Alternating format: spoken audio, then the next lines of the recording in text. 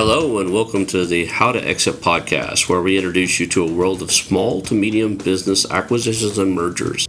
We interview business owners, industry leaders, authors, mentors, and other influencers with the sole intent to share with you what it looks like to buy or sell a business. Let's get rolling.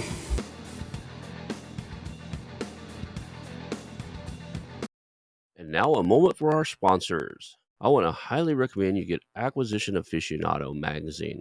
Every month, Acquisition Aficionado magazine brings you tactics for business buying and selling you won't find anywhere else. Learn firsthand from industry leaders who share their success stories, featuring in-depth interviews and stories from leading figures in the business acquisition industry.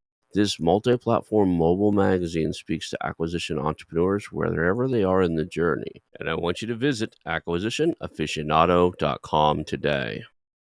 Hello and welcome to the How to Exit podcast. Today I'm here with Branden Coluccio, and he is the Managing Director of Relentless Ventures. Looking forward to having a conversation with you today, learning everything I can from you.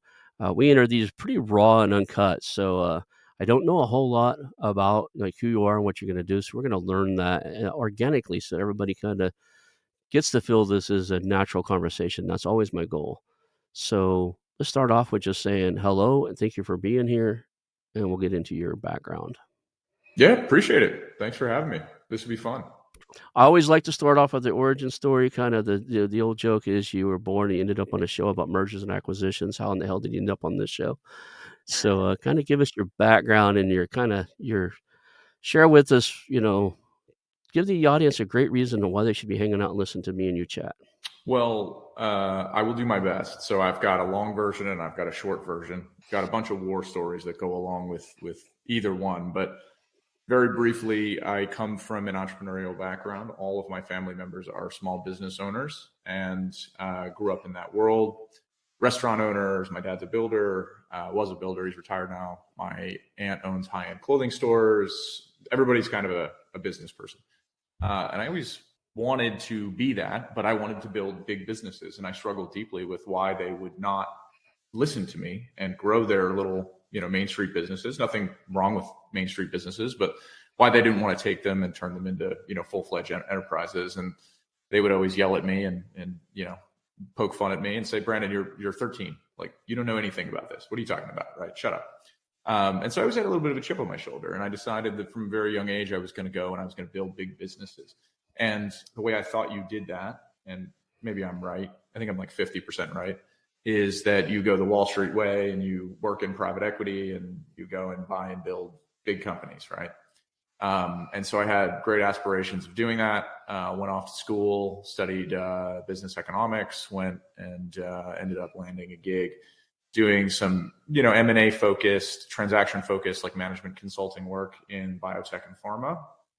So started there and then did a brief stint in corporate development for a $1 billion publicly traded mining and metals business, and then ultimately jumped ship and landed in private equity for a small group. Shouldn't say small. I mean, they've done probably by now billions in transactions, both in real estate and operating businesses.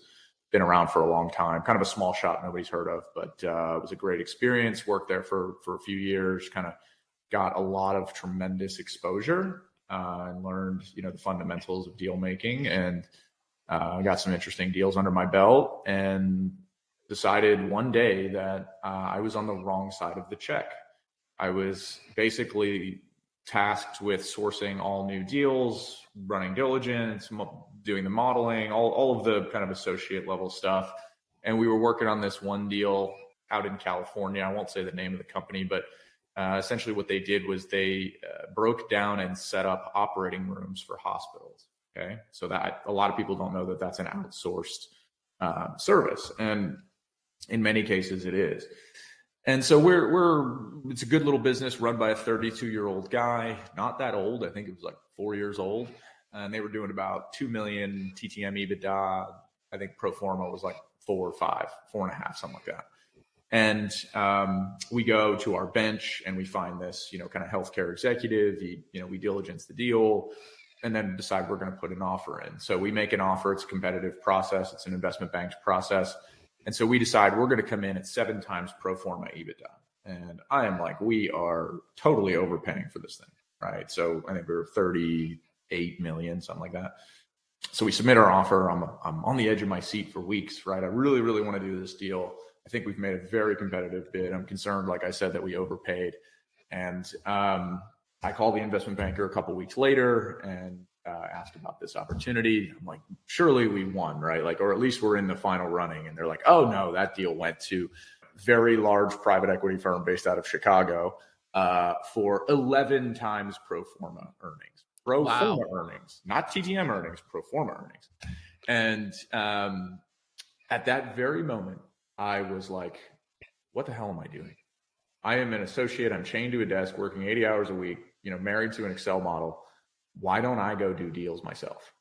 And serendipitously, I had an opportunity to do that. A couple of folks also out of the healthcare services space who had come to our firm kind of looking for capital. Two former executives were trying to do their own thing. And for whatever reason, the deal didn't work out with our firm. They recruited me and they said, hey, listen, if you can help us raise some capital to get this thing going, we'd be willing to give you a piece of the business. So, I was 26. I was very excited to be invited to the party and believed that I could help them kind of get it done. And it was also in the substance abuse treatment industry, which was very personal to me. I lost my sister last year, actually, to this illness. And this was many years ago now, but she was even struggling then. She struggled for 15 years. Anyway, so we go off, we raise a bunch of money, we build this business and sell it off to private equity. A few years later, I left private equity to go run it and stepped in, I guess, as almost like a GP / CFO. And, we grew that business very quickly. I think we sold, right around when we sold, we had about 150 employees, 4 clinical locations, a corporate office, the whole shebang. And we sold that business to private equity for, about 66 million. We did quite well, and then went off and I co-founded a real estate development company called Captiva Capital Partners, where we developed both ground up and value add self-storage, Class A self-storage projects in and around Philadelphia and Florida. We developed, I believe it's still Philadelphia's largest Class A climate controlled self-storage facility. Sold that to CubeSmart for $24 million, something like that. And then my life kind of had a negative twist of fate, and I was off doing other deals as well. There's a couple of small other deals in there, but what ended up happening is healthcare is a tough space. And for those who don't know this full story, I talk a little bit about this on my Instagram, but what ended up happening is the government launched an investigation into that business, the operations of the business, not the transaction. And what I found out happened was the 2 gentlemen who had recruited me had this elaborate illegal kickback scheme going on with urine analyses and a laboratory.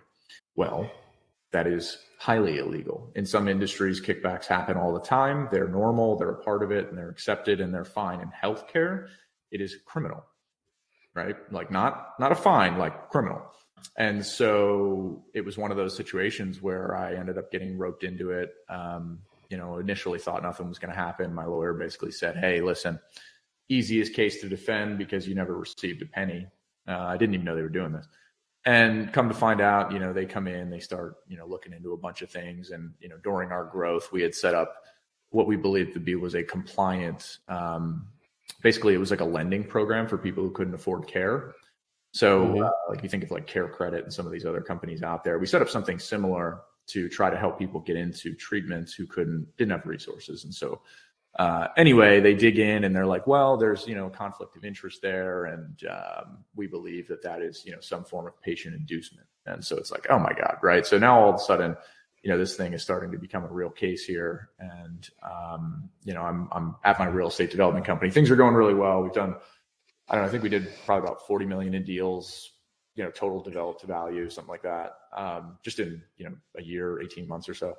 And, I get the worst phone call of my life, and, come to find out they decide they want to make an example out of the case. Anybody who made any money or did well, they're throwing the book at them. And so my lawyer says, there's 11 or 12, I don't remember exactly, people who are going to be indicted, and your name is on the list. And so in that moment, I was probably 30 at that time, maybe 31. and I'd sold the company at 29 and, was now having fun. And in that moment, like, it's just total devastation, right? My entire identity as somebody, I'd never been in any trouble in my life for anything, always viewed myself as a, transparent, honest individual. It just all sort of crumbled. All right. And, fought it. Last one to kind of take a deal, and everybody else, kind of gave in and was a little bit stubborn in that regard. And, I had some good advisors, and they're like, Branden, you're super young. Like, don't do this to yourself, right? Just take a deal, take the hit, move on. You know how to do deals. You're going to go do great things, right? You'll live to fight another day. But if you go to fight this thing and you lose, they're going to whack you, brother. So that's what we did. Took a deal, sat down with my family, and just decided that, this was the best option. And big, several $1 million in fines, and, ended up having to do about 10 and a half, 11 months in a low security facility. So, oh, wow. This is a cautionary tale for all of the people who want to get into deal making. Do not get into a deal or an industry that you don't understand. I did not fully understand how predatory the regulators are in healthcare, right? And it is not, hey, don't do this again. It's clink, clink, we're going to lock you up. That's the consequence. You fill out a piece of paperwork wrong, they lock you up, right? Like, there is no tolerance in healthcare. So had I known how strict it is, had I known the requirements, I probably would have stayed away from the industry, or at least wouldn't have been involved as deeply as I was. That being said, I think it's a great place to deliver value to an end user if you have a great business that does high quality work. But anyway, so, this was several years ago now, but, once I kind of got through that, I was like, well, what am I going to do? I'm going to go buy and build companies again. And if I ever get wiped out again, I will do the exact same thing. It is by far the most interesting and greatest way to build wealth, bar none. And with Relentless Ventures, my firm, getting back to your original question, how and why am I on this podcast? We do both acquisition and advisory work.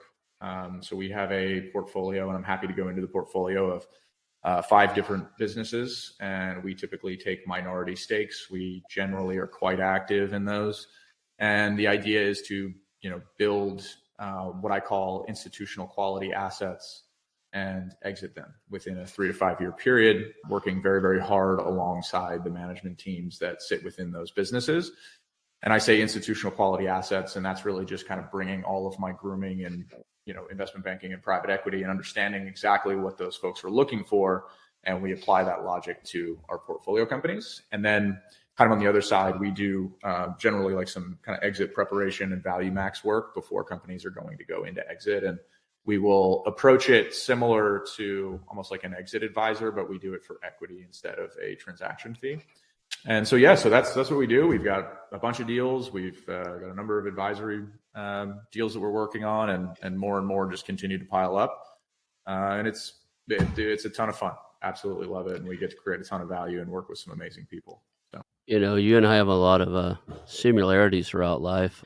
I grew up around entrepreneurs. My dad always had something going on the side. He worked a full-time job for 44 years, but he always had, when I was young, he would restore Mustangs in the garage, and he owned woodworking. Then he had a metal shop where we have a bunch of aunts and uncles that own heat and air businesses, and he would make the control boxes or whatever he'd bend the metal that all the conducting tubes, or what you would call it, the air tubes would plug into the big steel boxes, everything from the fireplace chutes and all that stuff too. He'd bend the metal and make those things. I was a real estate investor, had a real estate investment firm, buy-in foreclosures and all that stuff. And Oklahoma made medical marijuana okay. And all my real estate buddies are trying to get into that space. And the problem with that space was most of the people that were going into it had been doing it a long time, right? And it just became legal. So that was the caution there. And be honest, they were popping up so fast. There were more medical dispensaries than there were like gas stations and stuff. I live way out in the country, even in Oklahoma. Between the closest grocery store and my house was 16 miles. So it took me 16 miles to go to a grocery store, but I passed 7 dispensaries along the way. It was that bad, right? Well, they came to me. Some of the guys came to me and said, "Hey, join this venture with us. We should do this a while. We got these guys that they really know the space inside and out." I had a property out in the country that was really remote. That would have been perfect for their greenhouses and that type of stuff. They wanted to, that was my contribution. Just let them use that property. That's where they were going to do their grow. And turned to find out I said no. And about a year and a half later, they got busted. And two of my real estate friends had no idea what was going on. They just got arrested with everybody else. But they were when they grew too much, they would take it out of state, which is illegal across state lines. And then when they had sold too much and they couldn't grow it, they would go sneak it into state and give it to the dispensary, call it their own. Yeah. Right. Could have very likely. And I don't know what the status of that is. I think they're still working on that. But, it's taken a long time. They're fighting it. It was only a couple years ago. It's scary. You really do need to know, the industry inside and out, what's possible, what's not possible. Right. Like I have people all the time saying, "Hey, you ran that real estate investment firm for years. Why don't you come help me start one up doing the same thing you did?" I was like, "No, it's too regulated now." When we did it, you could do investor-backed short sales, and that's what we specialized in. Now it's a good way to end up in court with either civil or criminal court with the banks because they made most of the stuff that we were able to do mortgage fraud, right? Right. We did it in full disclosure, but like we made them sign notice. Like we sent notice after notice that this is an investor buying this property, and there were certain banks at the early on in the process. We stopped in 2017, but there are certain banks that like we just don't deal with investors anymore, right? Yeah. Bank of America, some of the other guys were just like we couldn't help those, anybody that had a house in that with that bank, we couldn't help them anymore because the banks wouldn't deal with us. Yeah, and I mean, there's a lot of stuff you can't control. I can't control the actions of other people, right? I mean, and I'm not in any, I don't have any interest in kind of relitigating the case. I've accepted responsibility for my level of involvement, but in this, the government had actually admitted this. Like, there was very obvious evidence that most of what these guys were doing was intentionally hidden, right? Like, we had statements from employees that literally said, "Do not copy Branden on emails ever." Like, what? Mm, How? You can't control everything, right? The company had 100 right. employees, right? Like, I'm a CFO. Nobody understands most of the time what a CFO does anyway. Oh, So wow, that makes it even harder because there's so many rules around being like somebody asked me when I went back to college, to do my master's degree, they asked me if I was doing accounting. I was like, I seen the regulations come. This was right before I think I graduated from my MBA. I did it late in life. I graduated in 2007, but Sarbanes-Oxley was already looking to be a thing. There was like all these. This is 2008 happened right after I graduated, but it was already starting to kind of semi collapse. I'm like, they're going to regulate this. This is no way that being a CPA is going to be something I want to be in 10 years. So I'm I not a went the CPA, marketing route. right? That's the other part. I haven't taken accounting class since I don't know when, seventh grade. But Um, I always said be accountant, go to jail, right? Because they made this, if you're the CFO and or like you have to discharge your duty of that responsibility as much as the CEO, if not more. So if the company did something wrong, that was the argument that they made. The prosecution was, I think, very experienced and basically said, listen, like, we're going to argue to the judge if we go to trial that we're going to toss out, the excuse of what we'll throw in, like basically what's called willful blindness, right? So like we'll argue to the jury that like, if you didn't know, you had an obligation to, and so you can't use that argument. Right. And so, that's your right? only argument. And so it's one of those things where you're up against the might of, the US government, and it's not a fight you want to take on. So I think, listen, I think all in all, and this is going to sound a little crazy, it was the best experience I've actually ever been through. It It's was a hell of a lesson. it was, yes, it is a deep, deep lesson, but it forced me to do this very deep reevaluation of myself. And I'd always considered myself to be an honorable, honest, trustworthy, hardworking person who would, do right by people. And, whether big or small, at some point I made a decision along the way that maybe violated my own values, right? What I like to say to people is, the man in my head didn't match the man in the mirror, right? And I needed to do some soul searching to kind of reconcile where did I misstep.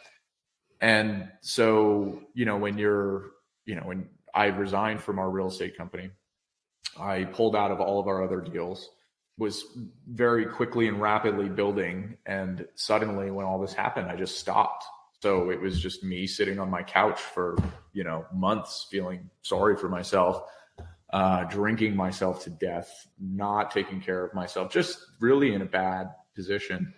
And I just woke up one day and I was like, I can't live the rest of my life like this, right? I'm not going to let this control me. And I was newly married. I had an obligation to my wife to kind of make the best of it. And so I immediately quit drinking. I started getting fit and like really just focusing on the things I could control at that point. There was a lot sort of before we knew what the outcome was. You're sort of sitting in limbo basically. And I was just, trying my best to control what I could. And that was my own actions and the way I treated people and the way I interacted with others, and, started trying to give back as well. And really began to see the benefit of that in my mental health. And I think a lot of that laid the foundation for the work that I ended up doing, throughout my journey, and then what I do now. And, after I went away, I held these, workshops.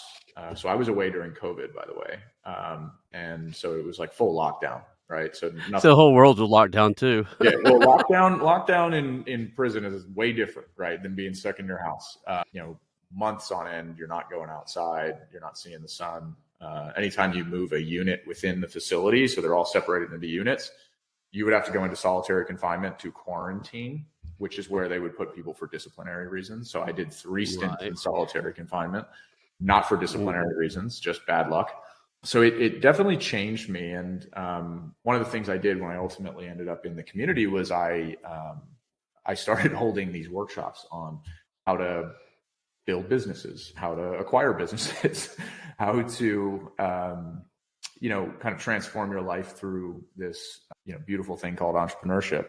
And what ended up happening was I earned a lot of respect. I'm not a tough guy by any means, but I earned a lot of respect from people because I was trying to bring something positive into what is a very dark place. And so it was a really interesting place, an interesting time, and met some really wonderful people actually who were, maybe not so wonderful when out in public, but when you sit down and you talk to them and you figure out, okay, why are you here?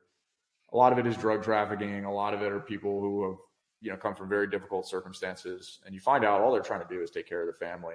And so my reasoning to them was, your current pursuit is very short-sighted. You're going to get caught. It's going to come back to you and you're going to end up right back here.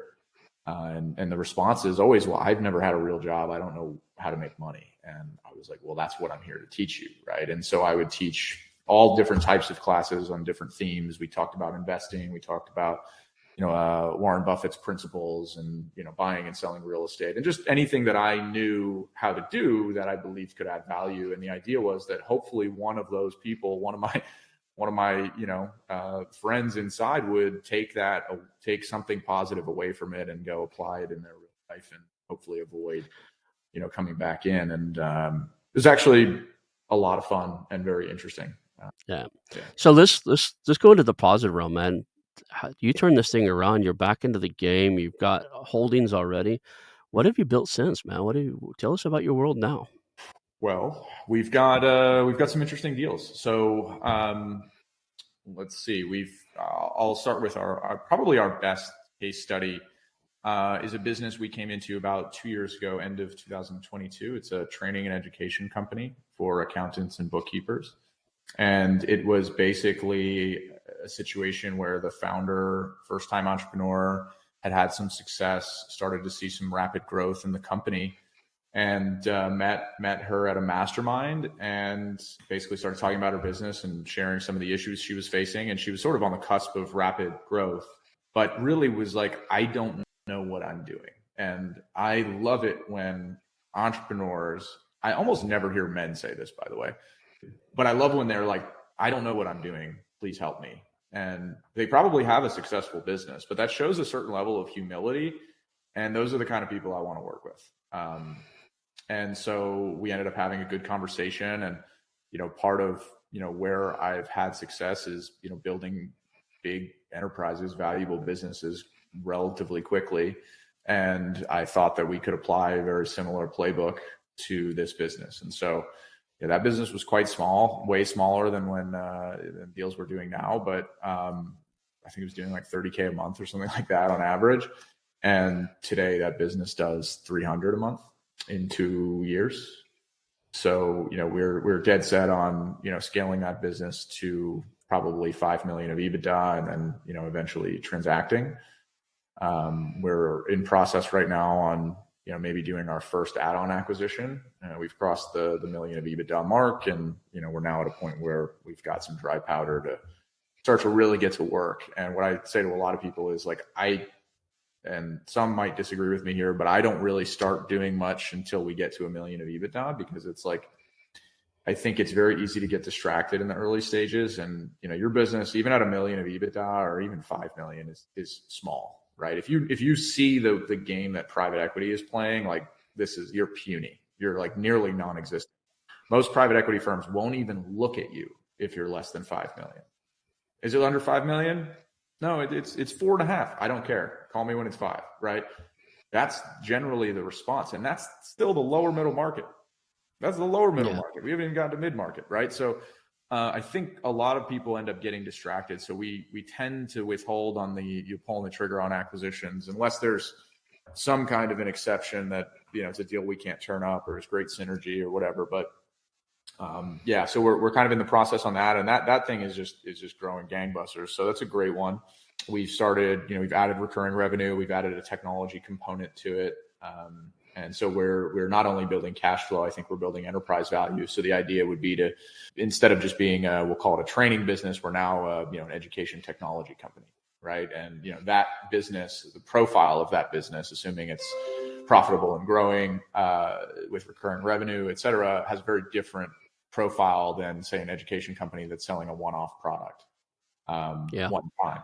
And so we can capture significant multiple expansion that way. So that's the game plan. The idea is to try to sell that one in 2027. So we're about 3 years out now, and we're actually beginning the process of doing all the preparatory work now, bringing in the right team members, kind of transitioning the owner out, over time, so that we can demonstrate a consistent track record of profitable growth without high dependence on the manager or the founder rather. And that is a nuance that I can't stress enough. I see deals all the time. I get deals coming out my ears, and I can't tell you how many times a week I hear people who run good, profitable businesses that are so dependent on the owner, no one will buy it. And we're talking businesses that'll do 2 million in profit. No one touches them, because the moment you pull that founder out or you write them a check and they go fishing or they disappear, you're toast. So what do? They have multiple deals they try to go into. The deals break up, fall apart, can't get financed for some reason, and they decide they're just going to shut the company down. Yeah, how many times a week I hear that, and it breaks my heart. But they're the same people. That's where the majority of them will end up if they don't realize that it's not an overnight thing. It's not when you're ready to retire. Okay, I'm going to sell this in 6 months and be gone. It's a 2 to 3 year trend process, and you need to replace yourself. There are so few true great operators looking to acquire a company. Your chances of landing one, you might as well go down and buy a damn lotto ticket, right? Because you got the same retirement possibility from the lotto ticket from finding the perfect operator who wants to do all the crap you're doing every single day. Your 60-hour weeks running the thing you've run for 30 years, right? Who wants to buy a job?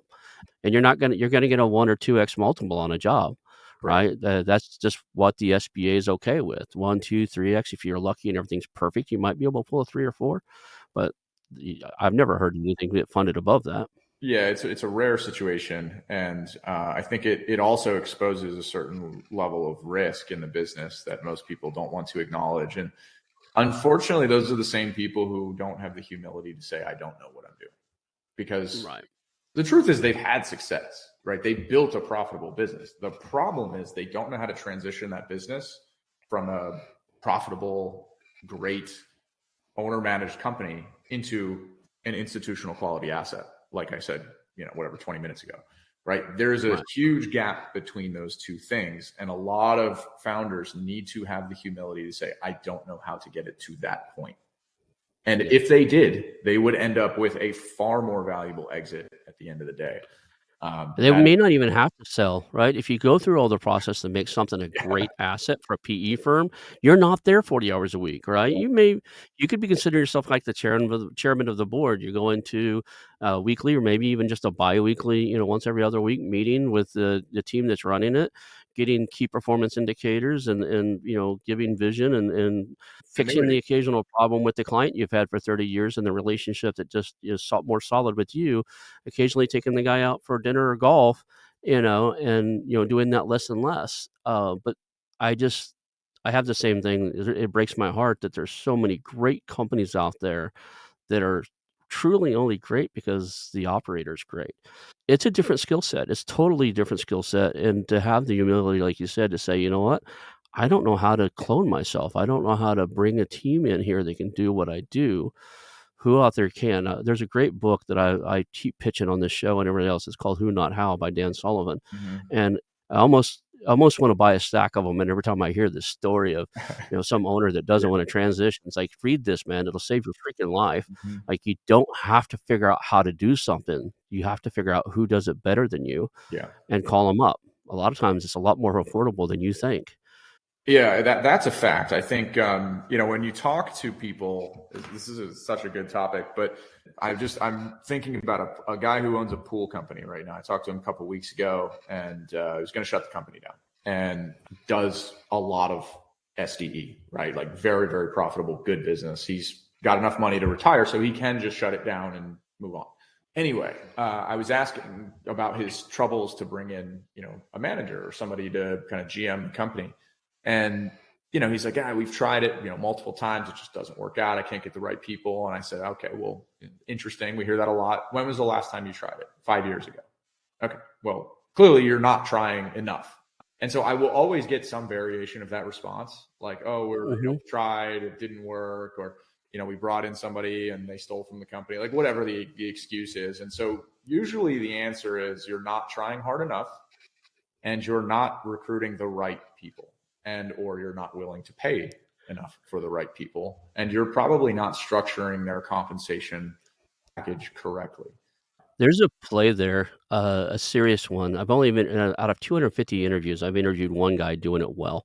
Yeah. And, he does driving schools, and the reason he buys micro driving schools, he doesn't care how small they are, if they're in the right cities and stuff, in the right locations, because it's so regulatory, it's hard to get all the permits and everything Mm. else, it's just easier for him to buy it, and he's been doing it for so long, he has an amazing systems, processes, and training and software solution to bring everybody up to date on.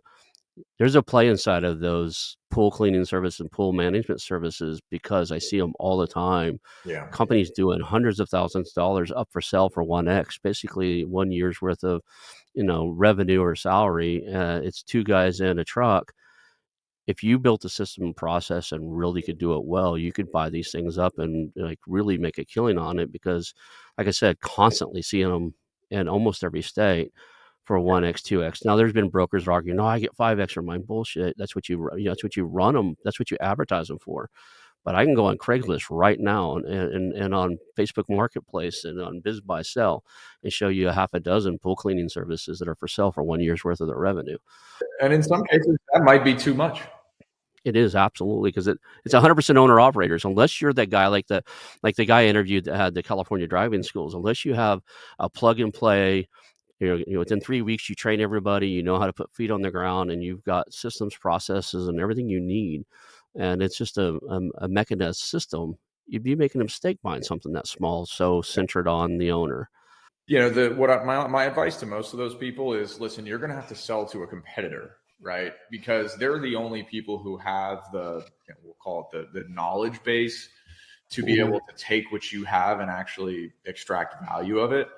But there's a downside to that too, right? It's like, okay, well, if you're coming to me and you want me to buy your company, why don't I just wait for you to shut down and I'm going to go eat your business, right? Like, why would I pay you for that?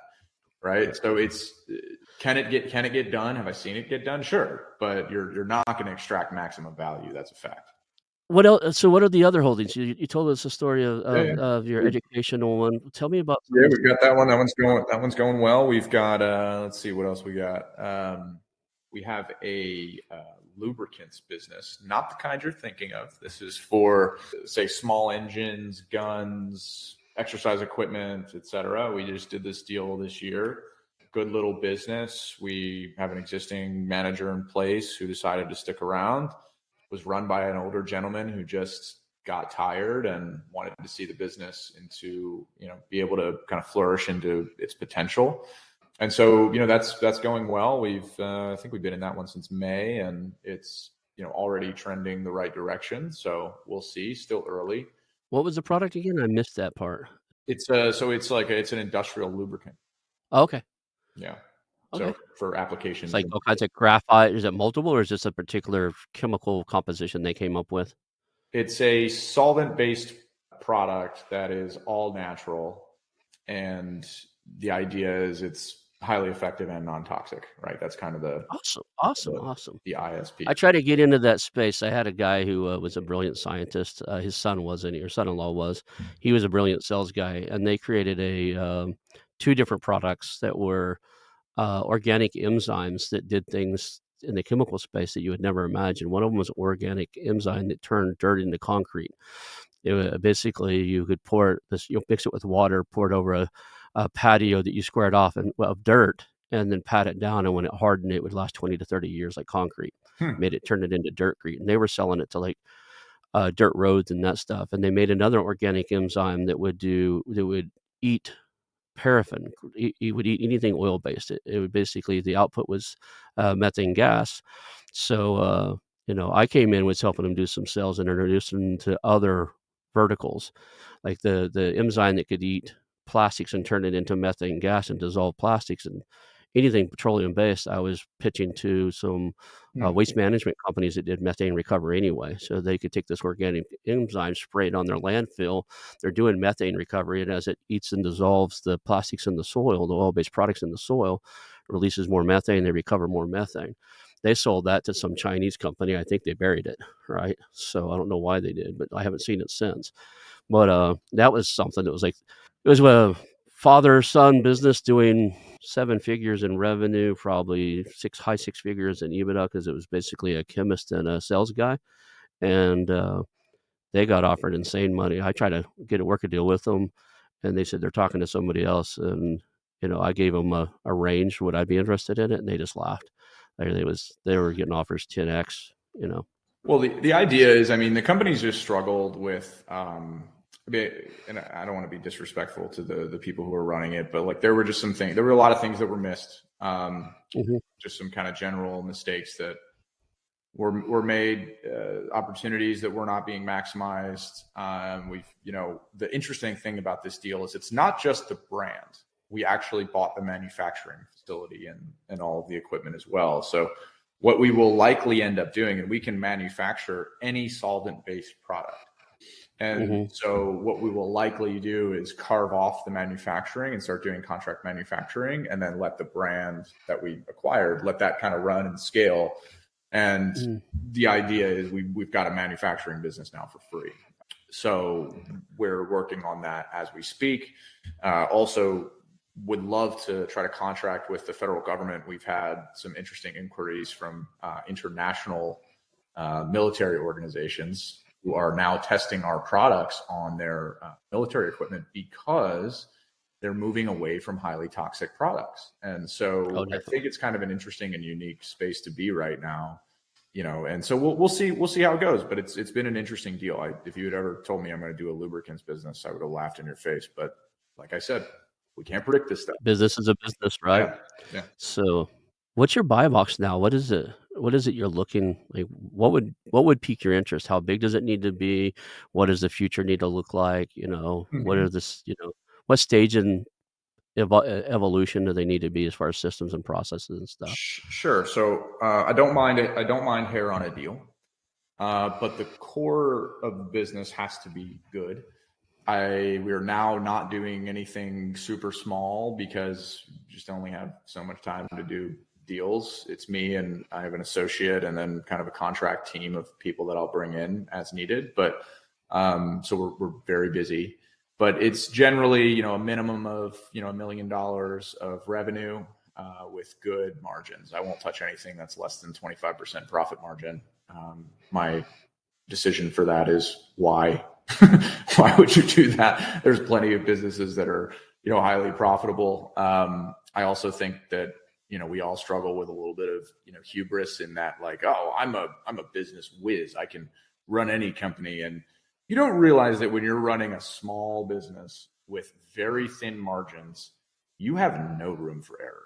Right. So Right. I like to factor in what I call my stupidity factor. And that is that I'm a big fan. I You and I see eye to assume eye that on that. I'm a total moron and that I'm going to jack this whole thing up, and I need some cushion to be able to compensate for that. So ideally, we're not going to screw it up. We're not going to try to screw it up, right? But you've got to factor in that margin for error. So love to see margins in the 25 plus, 30% plus. Like that training business is 40% plus margin business. Wonderful business. Yeah. And this lubricants business is about 25, 30% as well. So it's a good little deal. And then really, so those are kind of the financial metrics, and we'll go, way higher than that. I've, worked on companies that are, 25 million of EBITDA and up. So like, in this small business world, like we're generally nowhere near that, of course, but really for me, it's attitude and situation. So, the founder has enough humility to say, I am open to outside help. I want to see this business flourish, and I am not interested in trying to, mass market this thing to anyone and everyone. We don't get involved in competitive processes. I always just wish people luck. And frankly, we actually help a lot of people in competitive processes, but we will not spend our time and energy and, resources on a deal that we're going to try to win that's in a competitive process. That's not what we do. So generally, we're looking for people who have the humility to say, I want help and I want to grow. And the core profile of the business reflects, something that's worth our time and energy, and that we believe there's, significant upside that we can unlock by, doing certain things, implementing best practices, bringing in the right team, improving sales and marketing, generally operating the business in a more professional way. All of these things really do make a difference. And essentially we come in and we try to run the private equity playbook and be a conduit for private equity. So we're taking these, businesses that are generally too small, would not meet the criteria of, a private equity firm who is going to get involved in a competitive process and is willing to pay top dollar because they have a gun to their head to deploy capital. We are trying to create an asset that they would love to acquire. Right. And so That's awesome. If they see that vision and that aligns with them, that is where the personality dynamic has to match. Otherwise, I found that it just generally doesn't work. Yeah, I do a little bit. I spend most of my time doing a consulting for equity type of play. I do make them pay me a monthly retainer just because Yep. I don't want to end up in a situation where I try to get somebody to do something for a couple of years and then there's no exit for me because they don't want to sell at the other end. Absolutely. That said, Yeah. I take equity and stuff, and the biggest thing I have to have with an individual is their humbleness to go, okay, who do I need to bring in for X, right? And or one of my pet peeves is somebody says, well, that's the way we've done it for 30 years. I was like, that's not what your acquisition target wants, right? Here's the thing that I find funny about that one. I love that one. And it's like, for me, it's like they just stepped into a trap, because it's like, well, you've been working on this for 30 years and your business only does $600,000 a year in revenue. What the fuck have you been doing for 30 years? And then they're like, oh, yeah. Got in my comfort zone. Exactly. No, I'm not an asshole. I'm just pointing out the reality of your situation. Maybe you should consider you haven't done the right things for 30 years. There are your competitors who started 30 years ago who are doing $200 million a year. Why aren't you? Yeah, and if you look at the any other industry, if you look at the VC industry, it takes a different human being to take a company from bootstrap or idea to bootstrapped, from bootstrap to $1 million in a revenue, or even the first dollar revenue, and then from the first dollar revenue to 5 or 10. If you look at a lot of these things, that's the reason the VCs change out the CEOs is you have to be one of two people. You have to be extremely able to adapt and grow, and that's far and few between. You've got your Mark Zuckerbergs and stuff like that who have been able to do it, but in most cases, there, you hear story after story after story. It's like, hey, I worked with these VCs. We raised money, and after 2 years, they replaced me as CEO of my own company, and I got mad and left. I was like, "That's because you weren't the right guy at the right stage," Yeah, right? it's part of it. Yeah, it's just part of the process, and it's extremely rare for a human being to have all of the skill set and all the humbleness to see. Even looked at Oracle, Larry Page and his business partner, they stepped aside for a while because they just knew they weren't the right CEO pair to take it to the next level. And then they went and got mentored, and now, I'm not sure who's running it now, but I think they're back in there. That said, that's a different level of emotional maturity to go, hey, I've got it to where I've got it, but I need to take it bigger, and who's the right person to help me get it there? Yeah. It's very often it's not you, unless you're really willing to have a true transformational moment about who you are as a human being at your core, Hmm. right? And it's the same way of somebody having an ego death, right? When they do some ayahuasca voyage or whatever it is they did, to do their ego death. Business owners need to have, I wouldn't say they need to go into ayahuasca death. That's a personal choice of people. But they do need to pick a time in their life where they go, am I the right person for this? And they have to have some type of transformational moment to where they realize that they're not. Well, And they need to seek that skill set out. yeah, and I mean, I have a tremendous amount of respect for operators because I've been one, and we're Mhm. so involved. Like I basically am like chief revenue officer in these companies, right? So like I know what it feels like to run a business. I know how hard it is. I do it all the time. But I also am constantly trying to make myself completely obsolete within the business, right? So there's a period of time where we have to do a lot of work, and then over time we sort of try to back away, right? Mhm. And I think that what I've seen, this is just my observation and opinion, but what I've seen is that entrepreneurs get addicted to feeling important. Yep. And they cling to these things that they really probably shouldn't do, don't need to be doing necessarily, that are way below their pay grade, but they do it because they want to feel powerful and they want to feel a sense of importance. And so that's where this introspection, and that's like, this is the beauty of entrepreneurship, right? It's a journey of personal growth.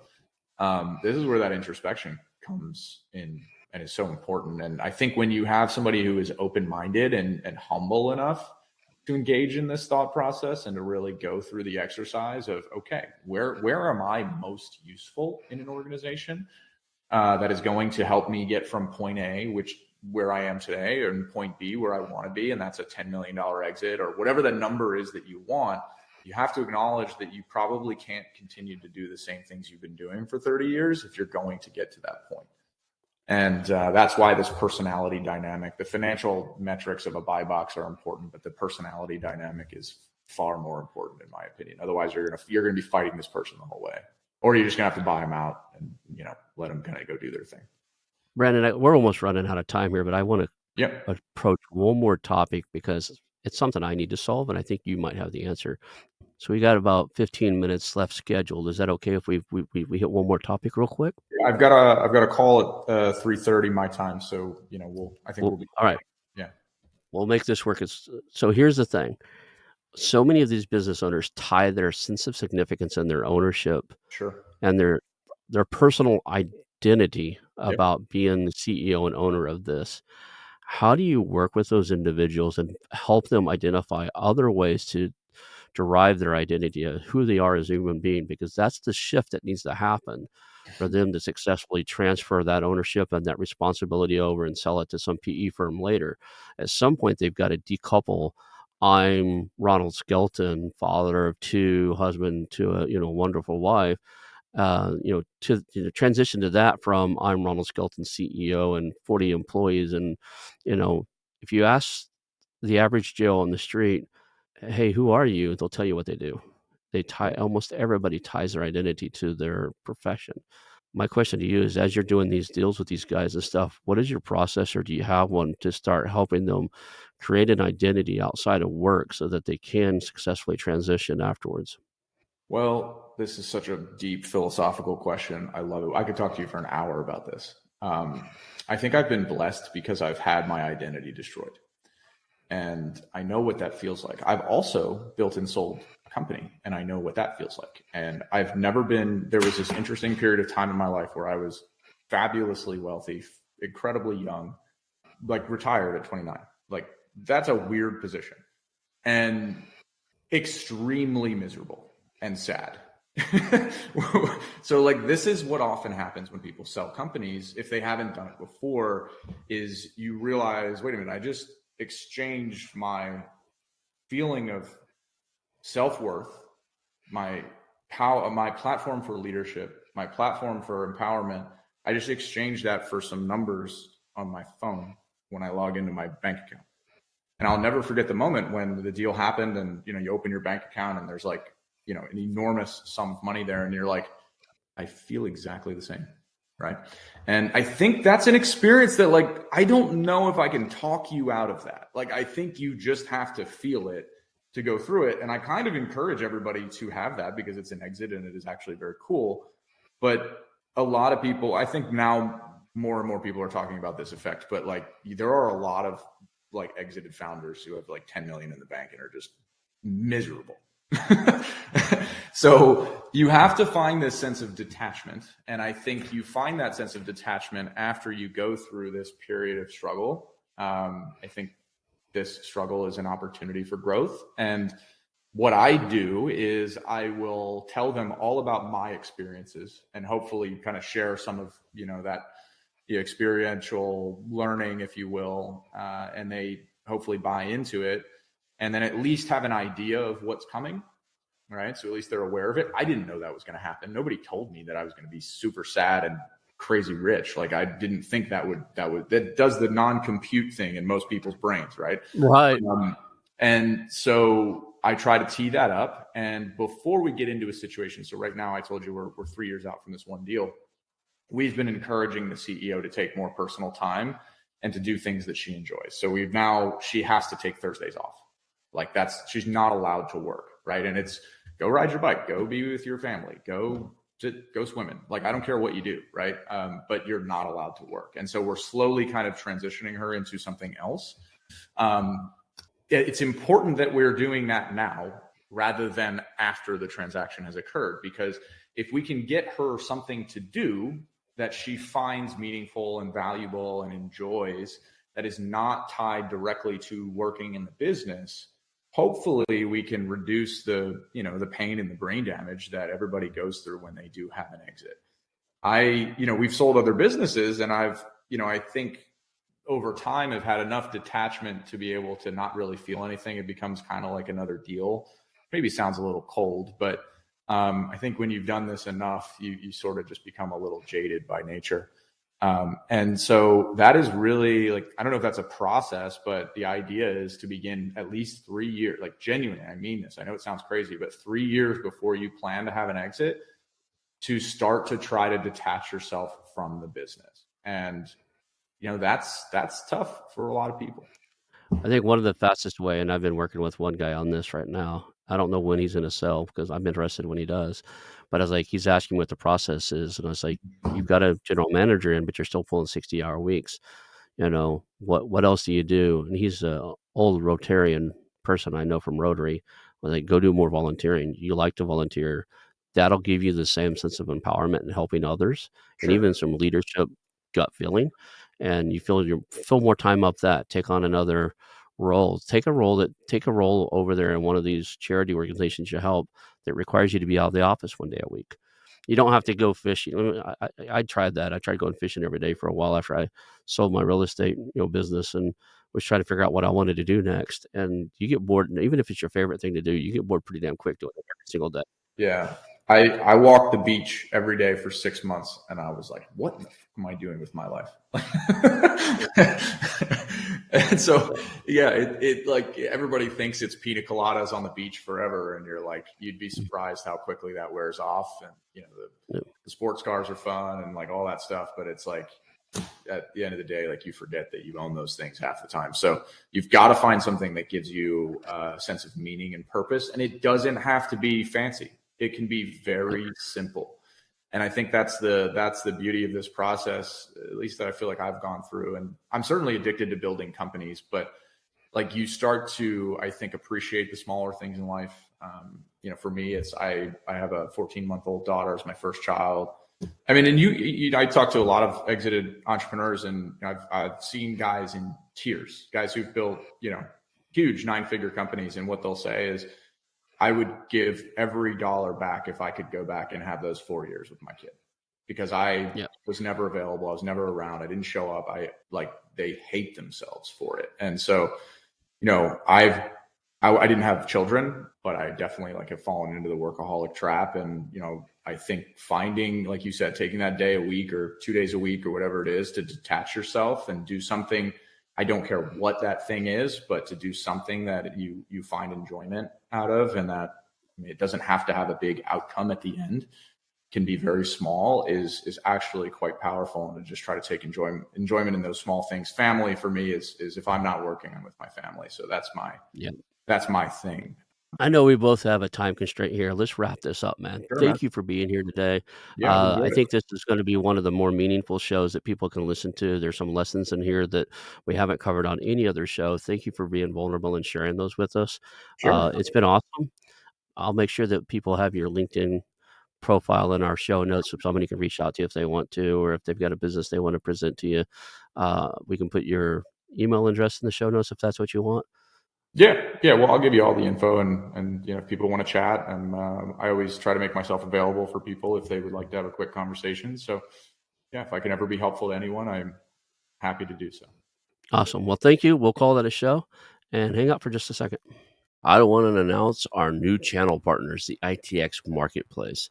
Since 1998, ITX has created $5 billion in value by selling more than 225 IT businesses in 20 countries. ITX works exclusively with IT-enabled businesses generating between $5 million and $30 million who are ready to be sold, and M&A decision makers who are ready to buy. For over 25 years, ITX has developed industry knowledge that helps determine whether a seller is a good fit for their buyers before making the match. ITX Mergers and Acquisition Marketplace we have partnered with has a proprietary database of 50,000 plus global buyers seeking IT service firms, managed service providers, Microsoft service providers, software as a service platforms, and channel partners with Microsoft, Oracle, ServiceNow, and the Salesforce space.